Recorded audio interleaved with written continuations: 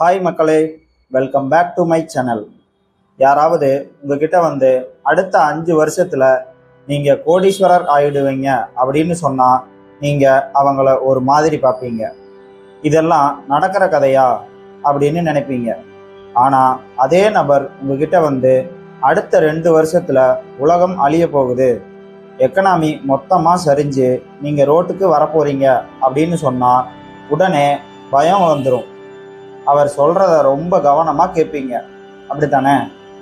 ஏன் நம்ம மூளை நல்ல விஷயத்தை விட கெட்ட விஷயத்தை சீக்கிரம் நம்புது? ஏன் ஒருத்தன் பாசிட்டிவாக பேசினா அவனை ஏமாத்துறவன்னும், நெகட்டிவாக பேசினா அவனை அறிவாளின்னும் இந்த உலகம் கொண்டாடுது? மார்கன் ஹவுசல் தன்னோட த சைக்காலஜி ஆஃப் மணி புத்தகத்தில் ஒரு அருமையான விஷயத்த சொல்கிறாரு. Optimism sounds like a sales pitch. Pessimism sounds like someone trying to help you. அதாவது தன்னம்பிக்கை அப்படிங்கிறது ஒரு விளம்பரம் மாதிரி கேட்கும், ஆனால் அவநம்பிக்கை ஒருத்தர் நமக்கு உதவுற மாதிரி கேட்கும். இன்னைக்கு வீடியோவில் இந்த அவநம்பிக்கை நம்ம எப்படி காந்தம் மாதிரி இழுக்குது, இதனால் நாம் எப்படிப்பட்ட தப்பான நிதி முடிவுகளை எடுக்கிறோம், இதிலிருந்து எப்படி தப்பிக்கிறது அப்படிங்கிறத பற்றி தான் விரிவாக பார்க்க போகிறோம். அதுக்கு முன்னாடி நம்ம சேனலை யாராவது சப்ஸ்கிரைப் பண்ணாமல் பார்த்துக்கிட்டு இருந்தீங்கன்னா மறக்காமல் சப்ஸ்கிரைப் பண்ணிக்கோங்க. அப்படியே பக்கத்தில் இருக்க பெல் பட்டனையும் மறக்காமல் கிளிக் பண்ணிக்கோங்க. அப்போ தான் நான் போடுற எஃபர்ட் உங்களை வந்து சேரும். சரி மக்களே, வாங்க வீடியோக்குள்ளே போவோம். பணம் விஷயத்தில் மட்டும் ஏன் நாம் இவ்வளோ நெகட்டிவாக யோசிக்கிறோம்? இதுக்கு ஒரு முக்கியமான காரணம் இருக்குது. பணம் நம்ம வாழ்க்கையோட பாதுகாப்பு சம்மந்தப்பட்டது. ஒருத்தன் உங்ககிட்ட வந்து உங்கள் காசெல்லாம் போயிடும் அப்படின்னு சொன்னால் அது வெறும் தகவல் கிடையாது, அது உங்களோட பாதுகாப்புக்கு வர்ற மிரட்டல். இதுக்கு ஒரு சின்ன எக்ஸாம்பிளை பார்ப்போம். 1920களில் ஜப்பான் நாட்டை எடுத்துக்கோங்க. அப்போது அங்கே இருந்த பொருளாதார நிபுணர்கள் எல்லாரும் ரொம்ப நம்பிக்கையாக இருந்தாங்க. ஆனால் அடுத்த சில வருஷங்களில் போர் வந்து அணுகுண்டு வீசப்பட்டு ஜப்பான் பொருளாதாரமே சிதைஞ்சு போச்சு. அந்த சமயத்தில் யாராவது போய் ஜப்பான் மீண்டு வரும்னு சொல்லியிருந்தா அவங்கள பைத்தியக்காரன்னு தான் சொல்லியிருப்பாங்க. ஆனால் இன்னைக்கு ஜப்பான் எப்படி இருக்குன்னு நம்ம எல்லாத்துக்குமே தெரியும்.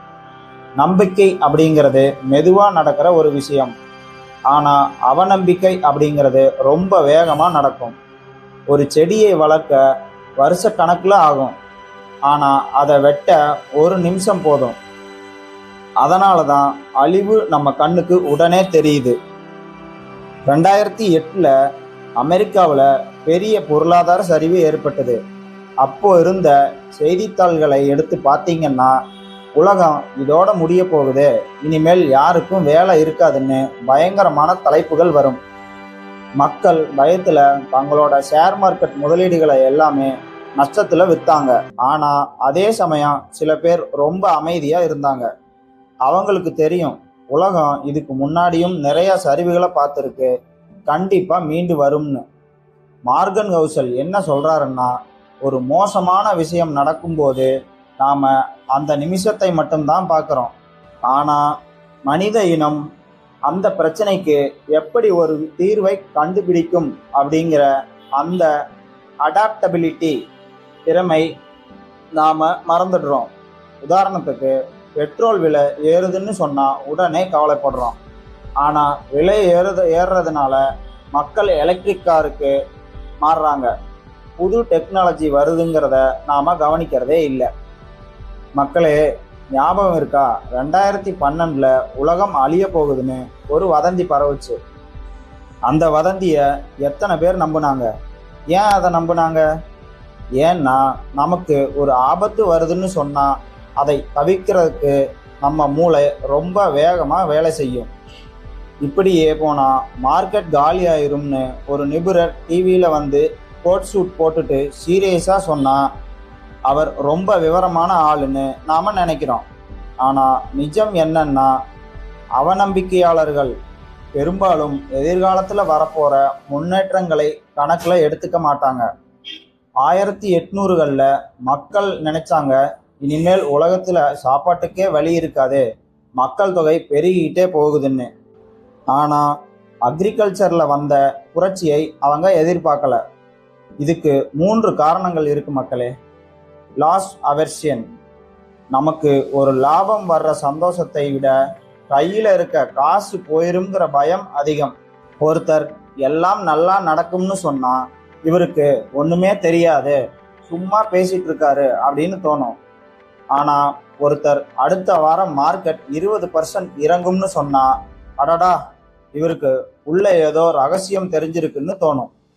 Progress is slow, destruction is fast. அதாவது முன்னேற்றம் ரொம்ப மெதுவாக நடக்கிறதுனால அது நம்ம கண்ணுக்கு தெரியாது. நீங்கள் முதலீடு செஞ்சிருக்கிற ஒரு கம்பெனியோட லாபம் வருஷத்துக்கு 10% ஏறுது, ஒரு செய்தியே கிடையாது. ஆனால் ஒரே நாளில் அந்த கம்பெனி 5% நஷ்டம் அடைஞ்சா அது பிரேக்கிங் நியூஸ். இந்த அவநம்பிக்கை நம்மை கவர்றதுக்கு இதுவும் ஒரு காரணம். அப்போது நாம் அவநம்பிக்கையாளர்களாக இருக்கக்கூடாதா அப்படின்னு கேட்டால் கிடையாது. மார்கன் ஹவுசல் ஒரு சூப்பர் டிப்ஸை தர்றாரு. அதுதான் save like a pessimist and invest like an optimist. அதாவது சேமிக்கும்போது ஒரு அவநம்பிக்கையாளர் மாதிரி யோசிங்க. எப்போ வேணா எமர்ஜென்சி வரலாம், வேலை போகலாம்னு நினச்சி பணத்தை சேர்த்து வைங்க.